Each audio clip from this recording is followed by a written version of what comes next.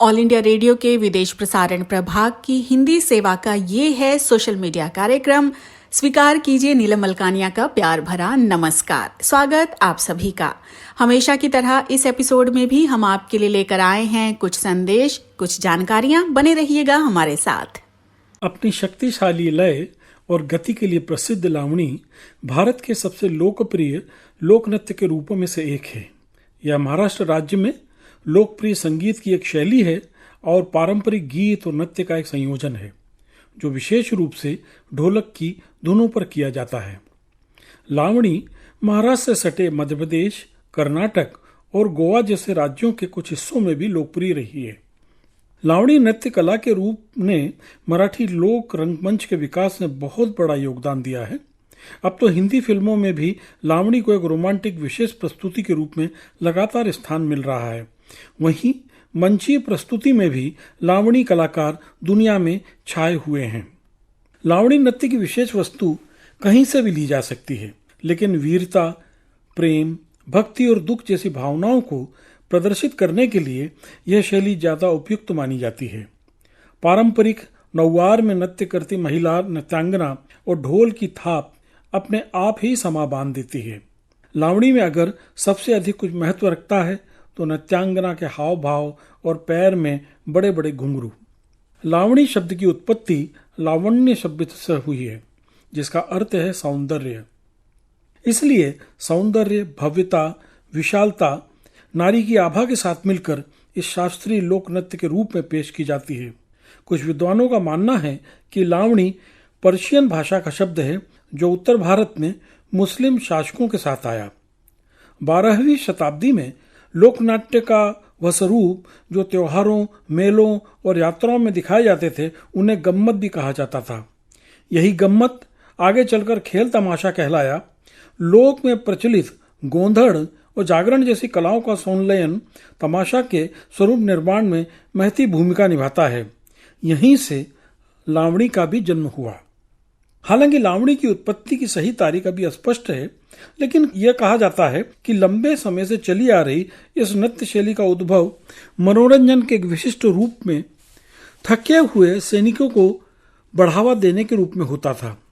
महाराष्ट्र एक समय युद्धग्रस्त राज्य था और लावणी नृत्य 18वीं और 19वीं शताब्दी के दौरान सारे दिन लड़ाई कर हताश, निराश, घायल सैनिकों के लिए मनोरंजन और मनोबल बढ़ाने वाला होता था। वैसे कई शोधार्थी का कहना है कि इसकी शुरुआत 13वीं सदी में हो गई थी और 19वीं सदी में पेशवा शासन के दौरान यह समृद्ध हुआ। इसकी वजह यह थी कि ब्राह्मण पेशवाओं और पश्चिम महाराष्ट्र के नेताओं और शासकों ने इस नृत्य को काफी समर्थन और सहयोग दिया। पेशवा शासन के दौरान नृत्य की लोकप्रियता चरम पर थी। होती भी क्यों ना, इसे सत्तारूढ़ अभिजात्य वर्ग द्वारा शाही संरक्षण जो मिला हुआ था। माननीय बाला, राम जोशी, प्रभाकर जैसे बड़े मराठी कवियों की रचनाओं ने लावणी को नया मुकाम दिया। ढोलक की मनमोहक धड़कनें रंग बिरंगे नृत्य के अंदाज के साथ युग्मित हो जाती हैं और इस विशेष लोक संगीत में एक आकर्षक आयाम जोड़ देती हैं।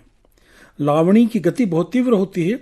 संगीत नर्तकियों के लयबद्ध पैरों के साथ एकीकृत होता है। लावणी नृत्य की थीम समाज, धर्म, राजनीति और रोमांच जैसे असंख्य विषयों पर केंद्रित होती है। महाराष्ट्र की कुछ जातियां जैसे मरहार, कोल्हाती, कुंभार, मतंग मुख्य रूप से लावणी का कार्य करती हैं। लावणी नृत्य को 2 रूपों में विकसित किया गया है, जिसका नाम है फड़ाची लावणी और बैतकीची लावणी। एक नाटकीय माहौल में बड़े दर्शक वर्ग के सामने निबंध को फड़ाची लावणी के रूप में जाना जाता है। बैतकीची लावणी निजी तौर पर किसी के घर में बहुत छोटे से समूह के बीच में की जाती है और शास्त्रीय धुनों और तौर तरीकों की ओर अधिक झुकी होती है। लावणी के गीत भी 2 तरह के होते हैं। एक है नुरगुनिया लावणी और दूसरा श्रृंगारी लावणी। पति पत्नी के प्रेम, नोक झोंक, प्रेमी प्रेमिका और समाज इत्यादि इन गीतों के विषय होते हैं। इस नृत्य की महिला कलाकार 9 गज लंबी साड़ी बांधती है। मर्द की धोती में जिस तरह कांच बांधी जाती है, लगभग उसी तरह पर चुस्त तरीके से। इसे काष्टा, कासुटा, कसोटा बांधना भी कहा जाता है। महाराष्ट्र में इस तरह साड़ी पहनने की प्राचीन परंपरा है। खेत में काम करने वाली स्त्रियां घुड़सवारी करने वाली स्त्रियां इस तरह से साड़ी पहनती रही हैं। नौवारी पायगवड़ साड़ी में सजी धजी नृत्यांगनाएं, ये खुद को नौवारी कहती हैं और अपने बालों को बांध कर रखती हैं। ये कलाकार अपनी सज्जा के लिए खूब गहरा मेकअप करती हैं।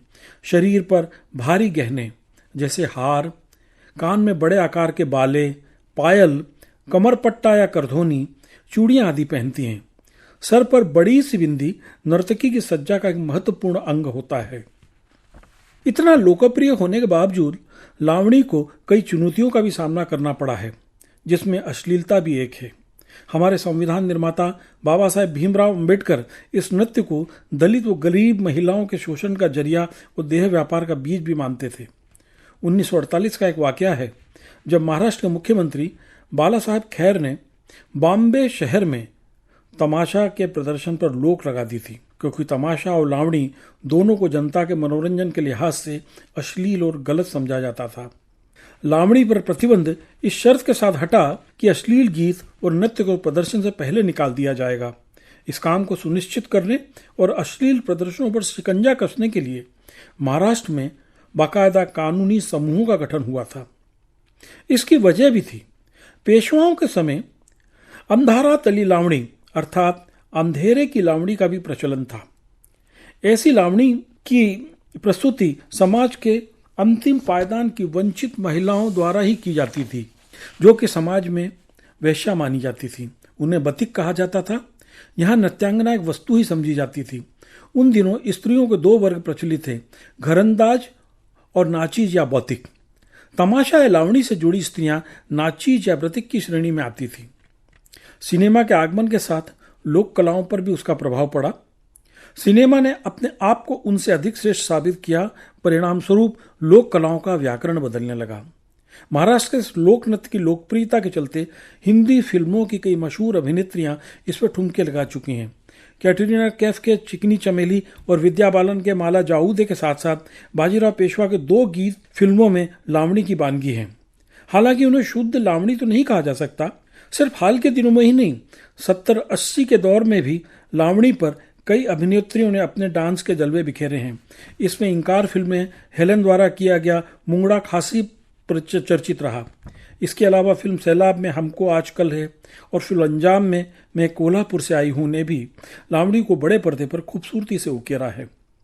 आज जब मनोरंजन के कई साधन उपलब्ध हैं, इसके बावजूद मुंबई जैसे महानगर के अलावा नासिक, पुणे, औरंगाबाद, सोलापुर, कोल्हापुर आदि शहरों में लावणी पर किए गए अच्छे नाटकों के शो आज भी हाउसफुल होते हैं।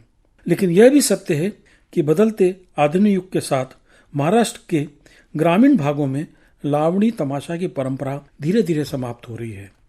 सन 2010 में महाराष्ट्र की इस विशिष्ट परंपरा को पुनर्जीवित करने का प्रयास करते हुए नटरंग नामक फिल्म भी बनाई गई थी। रिलीज होने से पहले इसका संगीत बहुत लोकप्रिय हो चुका था और रिलीज होने के बाद इस फिल्म ने पूरे महाराष्ट्र में धूम मचाई थी। यह कैसी विडंबना है कि मंच पर खुश बिजली की तरह फड़कती लोगों का मनोरंजन करने वाली लावणी नर्तकियों के जीवन में इतने रंग, खुशी और सहजता नहीं होती है। दरअसल लावणी नर्तकियों में एक परंपरा ऐसी है जिसके तहत वे आजीवन अकेली रहती हैं। इनमें से कई के साथी भी होते हैं और संतानें भी होती हैं। हालांकि अपने ऊपर बदनामी का कोई दाग न लग जाए, इसलिए ये अपनी परंपरा के बारे में किसी को बताती नहीं है। ये नर्तकियां या लावणी करने वाली औरतें लिव इन तो रह सकती हैं, लेकिन शादी नहीं कर सकती। ऐसा इसलिए क्योंकि शादी करने से उनका ध्यान अपने लोक नृत्य से हट जाएगा और वे संसार में रम जाएंगी, तो परंपरा को कौन निभाएगा। इन नर्तकियों पर डॉक्यूमेंट्री बनाने वाले और किताब संगीत बारी लिखने वाले भूषण कोडगांवकर का कहना है, लावणी डांसर्स में अधिकतर भातु कोल्हाटी जाति की होती हैं, जो 100 साल पहले तक खाना बदोश थीं। इनमें आज भी मात्र सत्तात्मक पद्धति से जीवन यापन होता है। वे बताते हैं, अगर इनकी शादी के बिना कोई संतान होती है तो ये लोग अपनी माँ के ही उपनाम को अपना लेते हैं, और अगर बहुत जरूरी हुआ तो ये लोग किसी भी मर्दाना नाम को अपना मध्य नाम बना लेते हैं। मुंबई विद्यापीठ में लोक कला अकादमी के प्रोफेसर प्रकाश खांडके कहते हैं कि ऐसी लावणी नर्तकियों में कई कोल्हाटी जाति की हैं, जिन्हें कभी मुगल अपने बैठक में मनोरंजन के लिए बुला लिया करते थे। जैसे उस समय उत्तर भारत में मुजरा होता था, वैसे ही देश के दक्षिण भारत में लावणी को भी बैठक में नाचे जाने वाले डांस के रूप में लिया गया। ढोलक की थाप, घुंघरुओं की झनकार, रिझाने वाले हाव भाव और सजी धजी आकर्षक लन्नाएं, मंच पर मानो दर्शकों को लुभाने के लिए साक्षात अप्सराएं उतर आई हों। जानती हैं वे कि संभ्रांत वर्ग उन्हें देखकर नाक भोग से उड़ता है, पर उन्हें परवाह नहीं। उपेक्षा से वे आहत नहीं होती। उन्हें जो कहना है कहती हैं, जैसे कहना है कहती हैं और लावण्य बिखेरती हुई आगे निकल जाती हैं। कोई दंभ नहीं, कोई झिझक नहीं, संभ्रांत समूह में बैठने उठने की चाहत भी नहीं। हालांकि अब समय के साथ लोक कलाओं को सम्मान से देखने वालों की संख्या बढ़ रही है। अब मुंबई विश्वविद्यालय में स्थापित लोक कला विभाग में लावणी सिखाई जा रही है। तमाशा और लावणी पर शोध भी हो रहे हैं। गत कुछ अरसे से लावणी को तमाशे से अलग करके इस तरह पेश किया जा रहा है कि उसे समाज भी स्वीकार करे। ऑल इंडिया रेडियो की ये हिंदी सेवा है। अब आप मुनीश शर्मा से समाचार सुनिए। कनाडा में जारी इन्वेस्ट इंडिया सम्मेलन को वीडियो कॉन्फ्रेंसिंग के जरिए प्रधानमंत्री नरेंद्र मोदी ने संबोधित किया। उन्होंने कहा कि भारत दुनिया का सबसे लोकप्रिय निवेश स्थल बनकर उभरा है। आज भारत की स्थिति सुदृढ़ है और कल और मजबूत होगी। श्री मोदी ने कहा है कि शिक्षा, श्रम और कृषि क्षेत्र में सुधार निवेशकों के लिए नए अवसर खोलेंगे। भारत ने अपनी मानसिकता और बाजारों में तेजी से बदलाव किया है। प्रधानमंत्री ने यह भी कहा कि भारत के आत्मनिर्भर अभियान का लक्ष्य विश्व कल्याण और खुशहाली है। उन्होंने कहा कि सभी क्षेत्रों में सुधार दूरगामी सिद्ध हुए हैं। लंबी बीमारी के बाद उपभोक्ता मामलों, खाद्य एवं सार्वजनिक वितरण के केंद्रीय मंत्री रामविलास पासवान का निधन हो गया। सरकार ने राष्ट्रीय शोक की घोषणा की है। देश और प्रांतों की राजधानियों में राष्ट्रध्वज आधा झुका रहा। राष्ट्रपति, उपराष्ट्रपति, प्रधानमंत्री, गृह मंत्री, लोकसभा अध्यक्ष, राज्यों के मुख्यमंत्रियों और सभी राजनीतिक दलों के नेताओं ने श्री पासवान के निधन पर शोक व्यक्त किया है। वे एक वरिष्ठ सांसद थे। राज्यसभा और लोकसभा दोनों के वे सदस्य रहे और काफी लोकप्रिय नेता थे। 59,06,069 लोग भारत में कोविड-19 से मुक्त हो चुके हैं। पिछले 24 घंटे में 78,365 लोग संक्रमण मुक्त हुए हैं। भारत में संक्रमण मुक्ति की दर 85.52% है। लगातार 8वें दिन कोविड के नए मामलों में कमी आई है। कुल मामलों में से केवल 12.94% अभी संक्रमण के मामले हैं। भारत में दुनिया की इस संक्रमण से मृत्यु दर सबसे कम 1.54% है। अफगानिस्तान की ओर से उसके प्रतिनिधि जनाब अब्दुल्ला ने प्रधानमंत्री नरेंद्र मोदी को फोन पर दोहा में जारी अफगान शांति वार्ता की जानकारी दी। प्रधानमंत्री ने दोनों देशों के बीच ऐतिहासिक संबंध और मजबूत करने के बारे में भारत की प्रतिबद्धता दोहराई। भारत अफगानिस्तान को 3 अरब अमरीकी डॉलर की सहायता भी देगा। विश्व व्यापार संगठन की महानिदेशक जल्द ही एक महिला होंगी, क्योंकि प्रमुख उम्मीदवार नाइजीरिया की गोजी ओंकोजो इवेआला तथा कोरिया की यू म्योंग ही हैं। किर्गिस्तान में संसदीय चुनावों के परिणाम रद्द होने के बाद विरोध प्रदर्शन जारी हैं। मंत्रिमंडल इस्तीफा दे चुका है। पूर्व राष्ट्रपति अल्माज़बेक आतमबाएव को प्रदर्शनकारियों ने छोड़ दिया है। कुछ इमारतों पर उनका कब्जा है। कार्यवाहक गृह मंत्री के अनुसार पुलिस ने लूटपाट को रोका है और किर्गिस्तान के कई नागरिकों को देश न छोड़ने के आदेश दिए गए हैं। इसके साथ ही ये समाचार बुलेटिन समाप्त हुआ। ये समाचार हमें विदेश प्रसारण प्रभाग के वार्ता एकांश से प्राप्त हुए। नमस्कार। सामयिक वार्ता। विषय भारत में बदलते बाजार। आलेख समाचार विश्लेषक कौशिक रॉय का। वाचन स्वर नीलम मलकानिया का। प्रधानमंत्री नरेंद्र मोदी ने इंटरनेट के माध्यम से कनाडा में हुए भारत निवेश सम्मेलन में बीज वक्तव्य दिया। प्रधानमंत्री ने कहा कि भारत निर्विवाद रूप से ऐसा एकमात्र देश है जो निवेश के सभी आयामों में चमक रहा है, चाहे राजनीतिक स्थिरता की बात हो या फिर निवेश और व्यवसाय अनुकूल नीतियां हों, पारदर्शी शासन प्रक्रिया हो, प्रशिक्षित प्रतिभा हो या फिर विशाल बाजार हों।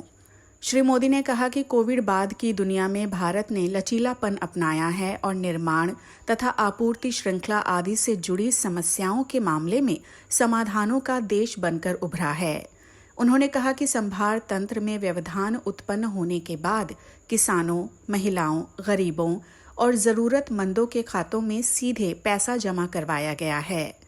उन्होंने ऐसे कई उपायों की चर्चा की जो महामारी से उपजे हालात का सामना करने के लिए तैयार किए गए।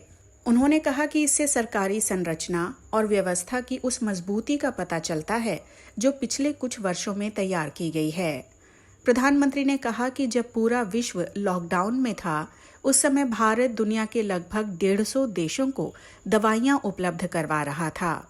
उन्होंने आगे कहा कि इस साल मार्च से जून के बीच कृषि निर्यात में 23% की वृद्धि हुई। प्रधानमंत्री ने कहा कि महामारी से पहले भारत कभी कभार ही पीपीई किट बनाता था, लेकिन आज भारत हर महीने न सिर्फ लाखों पीपीई किट बना रहा है बल्कि इनका निर्यात भी करता है। उन्होंने पूरी दुनिया की मदद करने के लिए कोविड-19 टीके का तेजी से निर्माण करने की भी प्रतिबद्धता व्यक्त की। प्रधानमंत्री मोदी ने विस्तार से बताया कि किस प्रकार व्यवसाय हितैषी माहौल बनाने के लिए सरकार लगातार विभिन्न उपाय किए जा रही है। उन्होंने विदेशी प्रत्यक्ष निवेश में उदारीकरण, श्रेष्ठ संपत्ति और पेंशन फंड के लिए सरल कर व्यवस्था, मजबूत बॉन्ड बाजार विकसित करने के लिए अहम सुधार तथा अग्रणी क्षेत्रों के लिए प्रोत्साहन योजना आदि का भी उल्लेख किया। उन्होंने कहा कि औषधि क्षेत्र, चिकित्सा उपकरण तथा विद्युत चालित उपकरणों के निर्माण में योजनाएं पहले से ही शुरू की जा चुकी हैं। उन्होंने उच्च स्तरीय ध्यान देने और निवेशकों को प्रभावी सहयोग प्रदान करने के उद्देश्य से सचिवालय व्यवस्था का भी आश्वासन दिया। उन्होंने हवाई अड्डों, रेलवे, राजमार्गों, विद्युत संचरण लाइनों आदि के पास संपत्ति के सक्रिय मुद्रीकरण पर भी जोर दिया। प्रधानमंत्री जी ने कहा कि अचल संपत्ति और अवसंरचनात्मक क्षेत्र का सार्वजनिक और निजी संपत्तियों के रूप में मुद्रीकरण किया गया है। प्रधानमंत्री मोदी ने कहा कि आज भारत में बाजार और मानसिकता तेजी से बदल रही हैं। कंपनी एक्ट के अंतर्गत विभिन्न अपराधों को विनियमन और अपराधों की श्रेणी से हटाया जाता रहा है। प्रधानमंत्री मोदी ने कहा कि पिछले 5 वर्षों में भारत वैश्विक नवाचार सूचकांक में 81वें स्थान से 48वें स्थान पर पहुंचा है और कारोबार के माहौल को सरल बनाने की विश्व बैंक की सूची में 142वें स्थान से 63वें स्थान पर पहुंच गया है। श्री मोदी ने कहा कि इस साल के पहले 6 महीनों में जब कोविड-19 महामारी का पूरी दुनिया पर बहुत बुरा प्रभाव था, तब भारत को विदेशी प्रत्यक्ष निवेश से 20 अरब अमेरिकी डॉलर से अधिक की धनराशि प्राप्त हो चुकी है। भारत ने महामारी के दौरान एकदम अनोखा रवैया अपनाया और निर्धन वर्ग को राहत और उत्प्रेरक पैकेज प्रदान किए गए, छोटे कारोबारियों की मदद की गई और साथ ही इस अवसर का सही उपयोग करते हुए संरचनात्मक सुधार किए गए ताकि उत्पादकता और संपन्नता को बढ़ाया जा सके। प्रधानमंत्री मोदी ने यह भी बताया कि भारत ने शिक्षा, श्रम और कृषि क्षेत्र में भी सुधार किए हैं। भारत ने श्रम और कृषि क्षेत्र के पुराने कानूनों में सुधार किया और सरकारी सुरक्षा व्यवस्था के साथ ही निजी क्षेत्रों की सहभागिता आरंभ की गई ताकि उद्यमियों और मेहनती लोगों दोनों के लिए लाभकारी स्थिति बनाई जा सके। प्रधानमंत्री मोदी ने बताया कि इन सुधारों से आत्मनिर्भर भारत बनाने में मदद मिलेगी। आत्मनिर्भर बनने की दिशा में भारत पूरी दुनिया के लिए भी संपन्नता चाहता है। उन्होंने कहा कि भारत में शिक्षा, विनिर्माण और सेवा क्षेत्र तथा कृषि क्षेत्र में साझेदारी की जा सकती है। प्रधानमंत्री मोदी ने कहा कि भारत कनाडा द्विपक्षीय संबंध साझे लोकतांत्रिक मूल्यों और बहुत से साझे हितों पर टिके हैं। हमारे बहुपक्षीय संबंधों के लिए व्यापार और निवेश अभिन्न हिस्सा हैं। उन्होंने इस बात पर विशेष जोर दिया कि कनाडा में बहुत बड़े और बहुत अनुभवी अवसंरचनात्मक निवेशक हैं। उन्होंने बताया कि कनाडा के पेंशन फंड्स ने भारत में सबसे पहले सीधे तौर पर निवेश करना आरंभ किया। बहुत से निवेशक राजमार्ग, हवाई अड्डों, संभार तंत्र, टेलीकॉम और अचल संपत्तियों में निवेश करने के अच्छे अवसर देख रहे हैं। प्रधानमंत्री मोदी ने कहा कि भारत में बहुत सालों से निवेश कर रहे कनाडा के अनुभवी और बड़े निवेशक अब भारत के ब्रांड एम्बेसडर या ट्रेडमार्क राजदूत बन सकते हैं।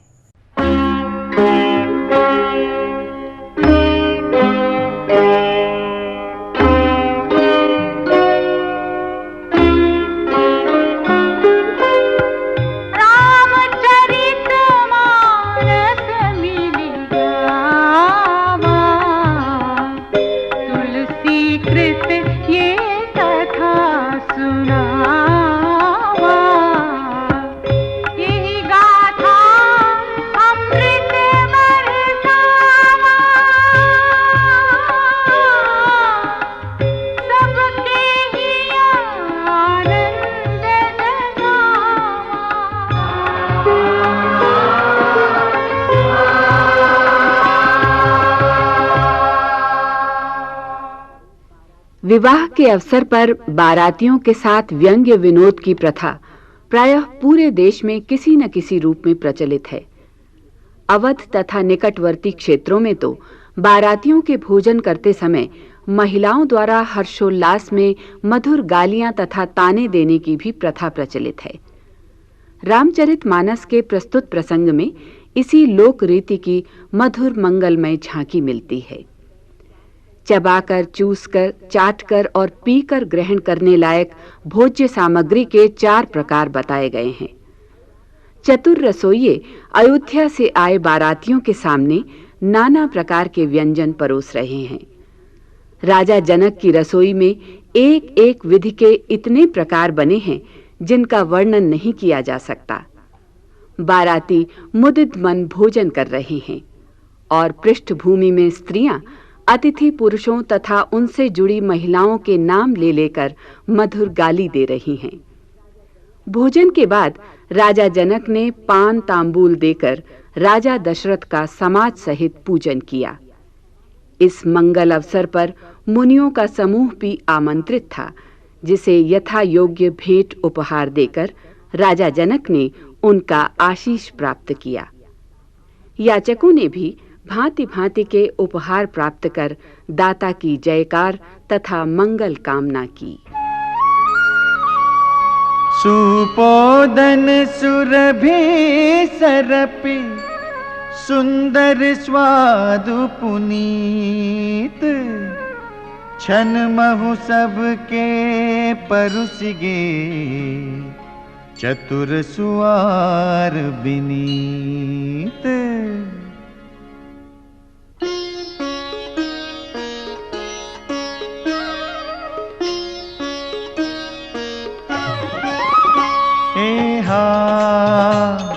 पंच कवल करि जेवन लागे, गारी गान सुनि अति अनुरागे। भांति अनेक परे पकवाने, सुधा सरिस नहीं जाहि बखाने।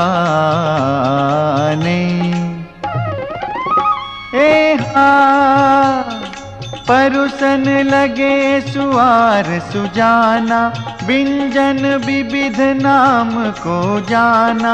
चारि भांति भोजन विधि गाई, एक एक विधि बरनी न जाई। छरस रुचिर बिंजन बहु जाति, एक एक रस अगणित भांति। जेवत देहि मधुर धुन गारी, लय लय नाम पुरुष अरु नारी।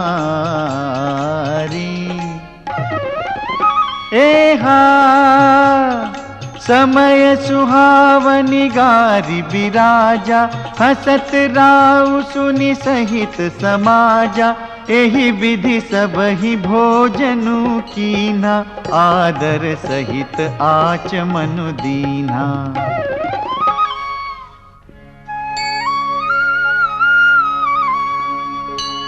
देई पान पूजे जनक, दशरथु सहित समाज। जनवासे ही गवने मुदित, सकल भूप सिर ताज।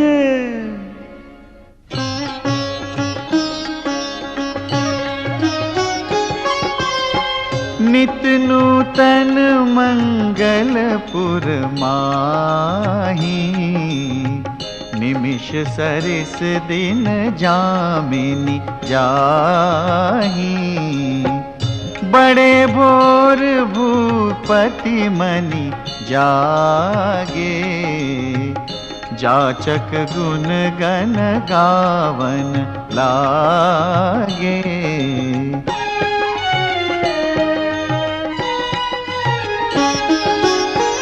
देखि कुंवर बर बधुन समेता, किमि कही जात मोदु मन जेता। प्रात क्रिया करि गे गुरु पाही, महाप्रमोदु प्रेम मन माही।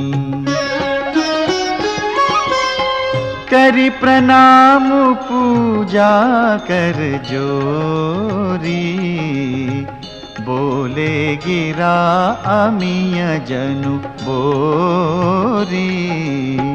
तुम्हारी कृपा सुनहु मुनि राजा, भयउ आजु मैं पूरन काजा।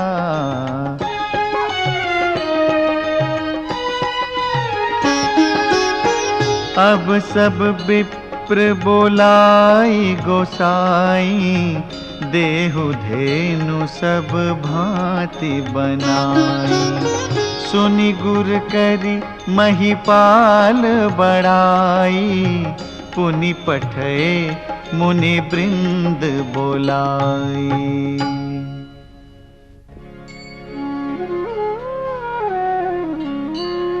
वामदेव अरुदेव ऋषि, वाल्मीकि जाबाली।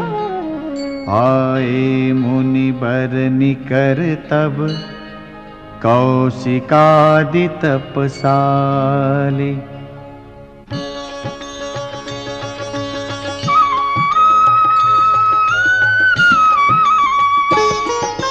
दंड प्रणाम सबहि नृप कीन्हे, पूज सप्रेम बरासन दीन्हे।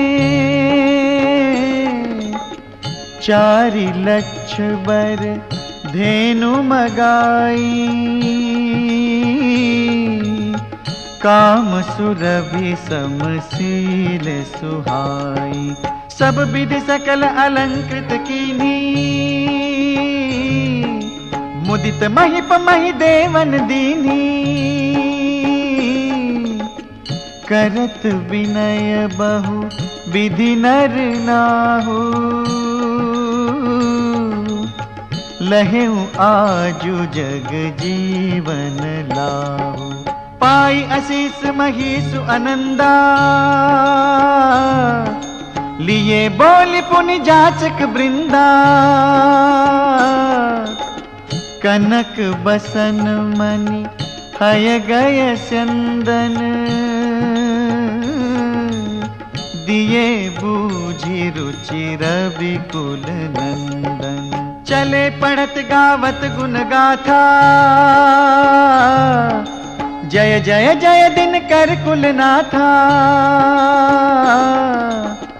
एहि विधि राम बियाह उछाहु, सकई न बरनी सहस मुख जाहु।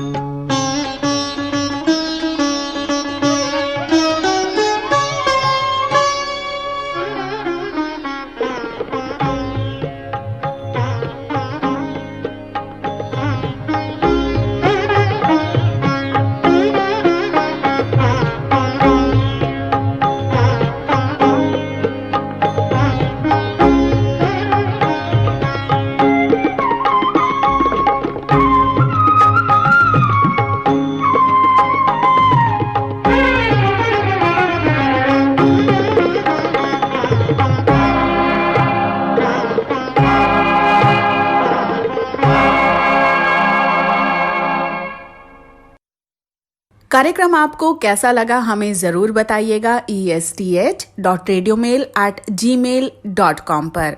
अपना ध्यान रखिए, अपने परिवार का ध्यान रखिए। अगले अंक में हम फिर हाजिर होंगे। अब मुझे यानी नीलम मलकानिया को दीजिए इजाजत। नमस्कार।